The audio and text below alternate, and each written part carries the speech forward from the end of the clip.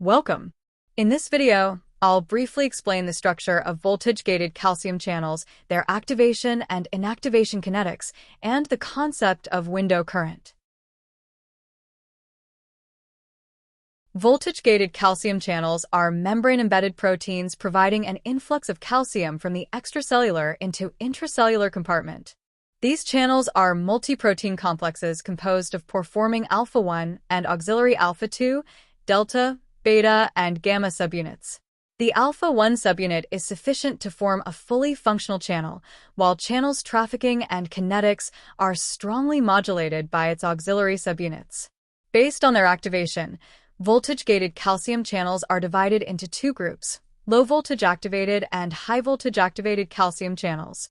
Low-voltage activated calcium channels operate near the resting membrane potential and are generated by T-type or Cav3 calcium channels.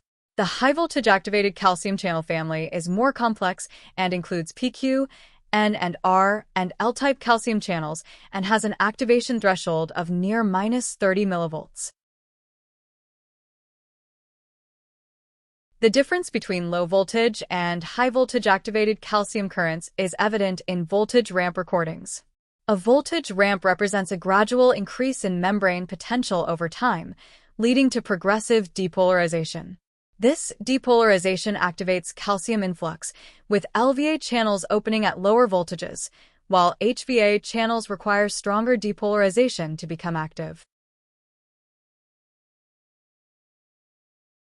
In voltage clamp experiments, depolarizing the membrane induces an inward calcium current.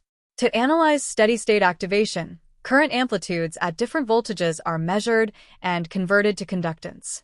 Conductance is then normalized to the maximum value and plotted against voltage. Data were fitted by the Boltzmann function from which V50, the voltage where half of the channels activate, and the slope, which indicates the steepness of voltage dependence, were calculated. To analyze calcium channel inactivation kinetics, we apply a series of depolarizing voltage steps and measure the resulting current amplitudes. These values are normalized to the maximal current and plotted against voltage. A Boltzmann fit is then used to determine the voltage at which half of the channels are inactivated and the slope of inactivation.